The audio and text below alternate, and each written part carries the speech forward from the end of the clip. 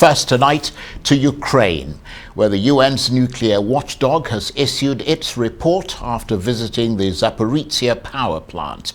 The International Atomic Agency says it's gravely concerned about the situation at Europe's biggest nuclear facility. The IAEA says a safety and security zone must be established immediately. It says it should be erected around the plant to prevent shelling, which could cause a nuclear accident.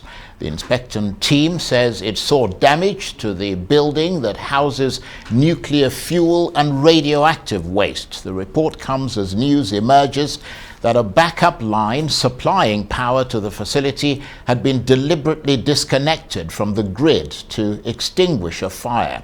Kyiv blamed the incident on Russian shelling, which Moscow denies. The plant is controlled by Russian forces. Ahead of the IAEA's report, Ukraine's President Volodymyr Zelensky, in his nightly address, said the shelling showed Russia did not care what the agency would say. Today, due to another Russian provocative shelling, the last power transmission line connecting the Zaporizhzia nuclear station with the energy system of Ukraine was damaged. Again, this is the second time, due to Russian provocation, the Zaporizhzhia station was one step away from a radiation disaster. I consider very eloquent the fact that Russia is doing this right now, on the eve of the IAEA mission report. The shelling the territory of ZNPP means that the terrorist state does not care what the IAEA says, what the international community decides. Russia is interested only in the fact that the situation would remain the worst and as long as possible.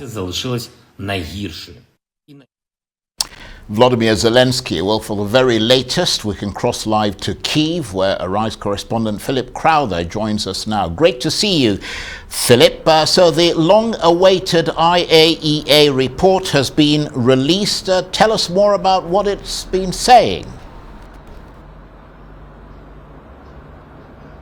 Well, it will be made very public in a few hours' time when Rafael Grossi, he's the head of the International Atomic Energy Agency, will be speaking to the UN Security Council in New York. This is a pretty long and pretty dry report that the IAEA has released, and what is most notable about it, and was expected, is that it stays out of the political fray, if you will. It does not assign blame to either the Russian or Ukrainian side for some of the damage that these IAEA inspectors saw at the Zaporizhzhia nuclear power plant last week. Remember that there was a relatively large group of inspectors there last week, and that 2 remain, and they expect to remain for the near future, to still keep on observing this nuclear power plant, Europe's largest and one that has been damaged in the shelling during Russia's invasion of Ukraine. Indeed, in its report, the IAEA includes photos that shows some of the damage of broken windows, for example, but it also shows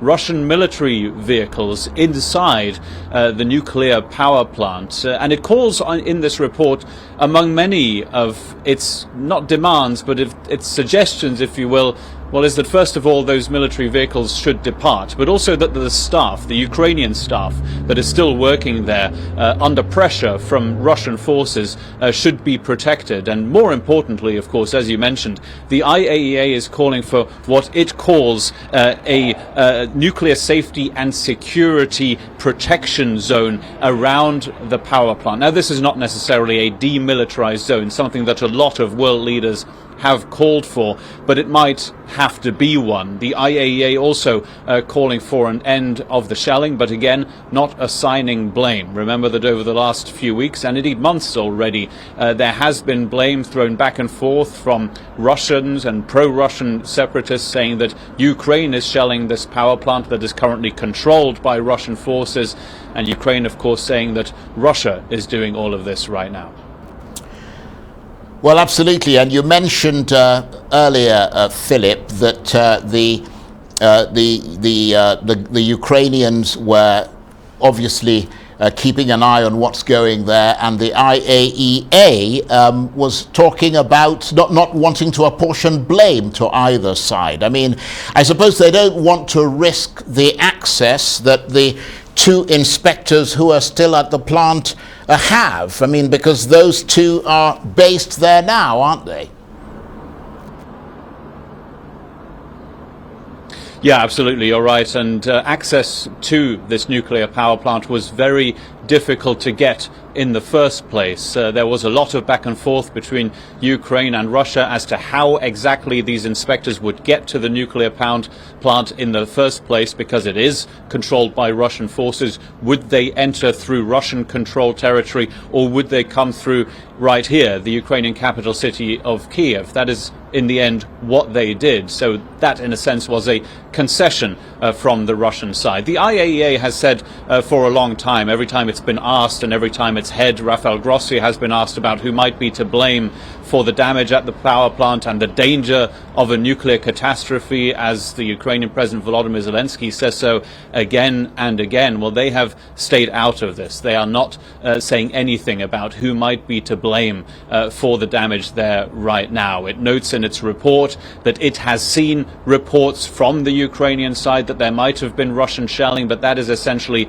as far as it goes right now. These two inspectors, and there are only two inspectors remaining right now, they are expected to stay. We don't know exactly for how long. The hopes, of course, are that they will be protected as well as part of this protection zone that the IAEA is calling for. Now, Moscow would most likely respond to this by saying that there is already a protection zone around it. Russia believes it is precisely protecting this power plant by having its soldiers right there, and that it is Kiev that is shelling it right now. That, of course, is something that the Ukrainian authorities are completely opposing right now. So it's going to be a bit of a tightrope here for the IAEA to manage to keep that presence there that is there at the moment with those two inspectors, all while asking for there to be this protection zone around the nuclear power plant. That, one must presume, would include the departure of Russian military vehicles and Russian soldiers from the Zaporizhzia power plant in the first place. And always remember that this is occupied territory, territory occupied by Russian forces in Ukraine. Yes, absolutely. And I suppose the big question now, Philip, is, I mean, following this visit to the Zaporizhzia nuclear plant and all the inspections and so on, I mean, is that facility likely to now become safer, or is it likely that the shelling will continue? And I know that's a difficult question to answer. Well, the simple fact that there has been a report and that there is an inspection team on the ground doesn't really change much, because what you're likely to see at the UN Security Council meeting later today, in just a few hours' time, when Rafael Grossi, the head of the UN's nuclear watchdog, will be speaking, you'll see that the Ukrainian ambassador will say that Russia is responsible for the shelling, and you'll see Russia's ambassador saying that Ukraine is attacking this power plant right now. That is simply the way it has been for weeks now. It is unlikely that we're going to see any change. It's also because of the geography of what we're talking about here, because the Zaporizhzhia power plant lies on the southern bank of the Dnipro River. To the north lies the city of Nikopol. That is still in Ukrainian hands, and when you look at how fighting has been going over the last few weeks and months, it is likely to remain in Ukrainian hands. This power plant is in the city of Enerhodar. That has been shelled again today, and there again